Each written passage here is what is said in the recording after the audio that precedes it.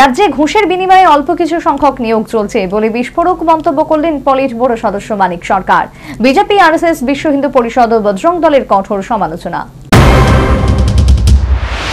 গণশিক্ষা আন্দোলন কার্যত রাজন্য শাসিত ত্রিপুরা রাজ্যের আদিবাসী মানুষের শিক্ষার দাবিতে গড়ে তুলেছিলেন রাজ্যের প্রাক্তন মুখ্যমন্ত্রী প্রয়াত দশরথ দেববর্মা, সুধন্য দেববর্মা, হেমন্ত দেববর্মা প্রমুখ। তৎকালীন সময়ে বীরেন দত্ত জনশিক্ষা আন্দোলনে নিজেকে সামিল করেছিলেন বলে তথ্যবিজ্ঞ মহলের অভিমত। এর ভিত্তিতেই কার্যত রাজ্যে ত্রিপুরা রাজ্য উপজাতি গণমুক্তি পরিষদ গঠিত এবং পরবর্তীতে গণমুক্তি পরিষদ নেতৃত্ব কমিউনিস্ট আন্দোলনে সামিল হয়েছিলেন বলে তথ্যসূত্রে প্রকাশ। সে ধারায় 27শে ডিসেম্বর গোটা রাজ্যে বামেরা ৮০তম জনশিক্ষা দিবস উদযাপন করলেন। দিনটি পালনে শুক্রবার সন্ধ্যায় আগরতলা টাউন হলে এক আলোচনা সভার আয়োজন করা হয়। আলোচনা সভার মূল বক্তা হিসেবে উপস্থিত ছিলেন সিপিএম পলিট ব্যুরো সদস্য তথা রাজ্যের প্রাক্তন মুখ্যমন্ত্রী মানিক সরকার। এছাড়া উপস্থিত ছিলেন গণমুক্তি পরিষদের রাজ্য সভাপতি নরেশ জমাতিয়া, সম্পাদক রাধাচরণ দেববর্মা সহ অন্যান্য বিশিষ্ট বাম নেতৃবর্গ। কার্যত ত্রিপুরা রাজ্য উপজাতি গণমুক্তি পরিষদের কেন্দ্রীয় কমিটি এই আলোচনা সভার আয়োজন করেছে। আলোচনা সভায় নিজ বক্তব্যে জনশিক্ষা আন্দোলনের প্রেক্ষাপট তুলে ধরেন মানিক সরকার। এর মধ্যে স্বভাবসুলভভাবে বর্তমান রাজ্য সরকারের তিনি কঠোর সমালোচনা করেন। রাজ্যে ঘুষের বিনিময়ে অল্প কিছু সংখ্যক নিয়োগ চলছে বলে তিনি বিস্ফোরক মন্তব্য করলেন। এখানে জিনিসের দাম বাড়ছে, এখানে আয় নাই, উপার্জন নাই, কাজ নাই। এটা শুধু রেগার কাজ না, এটা শুধু আপনার নগরের কাজ না, উন্নয়ন দপ্তরের কাজ নাই। এ নিয়ে সরকারের কোনো মাথা ব্যথা নাই। বেকার, নিয়োগ নাই, অল্প কিছু যা নিয়োগ করছে ঘুষের বিনিময়ে।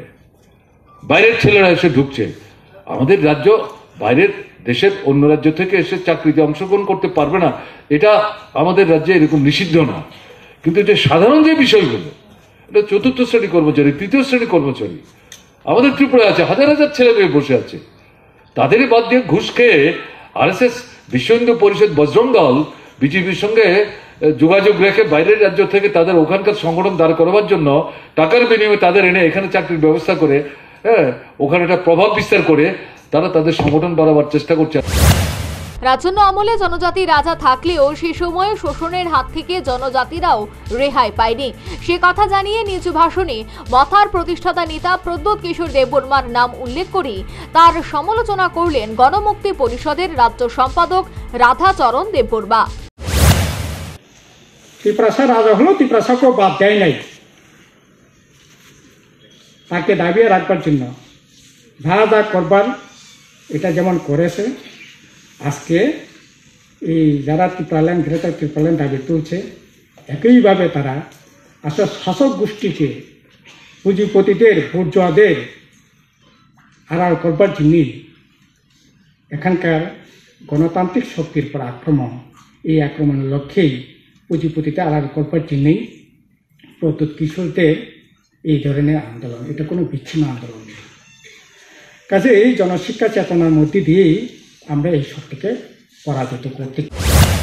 সর্বোপরি শুক্রবার রাজ্যে বামেরা যথাযোগ্য মর্যাদায় ৮০তম জনশিক্ষা দিবস উদযাপন করলেন। উদযাপনের মূল অনুষ্ঠান বিজেপি, আরএসএস, বিশ্ব হিন্দু পরিষদ এবং বজরং দলের কঠোর সমালোচনা করলেন মানিক সরকার। রাজ্যে বর্তমানে ঘুষের বিনিময়ে অল্প কিছু সংখ্যক নিয়োগ চলছে বলে পলিট ব্যুরো সদস্যের বিস্ফোরক মন্তব্য। Bureau report, news vanguard. সিজা ইনস্টিটিউট অফ কিডনি সায়েন্সেস কিডনির জটিল রোগের চিকিৎসার জন্য এক উৎকৃষ্ট প্রতিষ্ঠান, যেখানে উত্তর পূর্ব ভারতের প্রথম এবিও অসামঞ্জস্য কিডনি প্রতিস্থাপন এবং মৃত ব্যক্তির কিডনি প্রতিস্থাপন করা হয়। এখানে ১১৫টিরও বেশি কিডনি প্রতিস্থাপন এবং উত্তর পূর্ব ভারতের সবচেয়ে বেশি হিমোডায়ালিসিস করা হয়েছে এবং এই সংখ্যা দিন দিন বাড়ছে। সিজা institute of kidney sciences Tripura সরকার সহ অরুণাচল প্রদেশ, মেঘালয়, মিজোরাম, মণিপুর এবং নাগাল্যান্ড সরকার দ্বারা স্বীকৃতি প্রাপ্ত।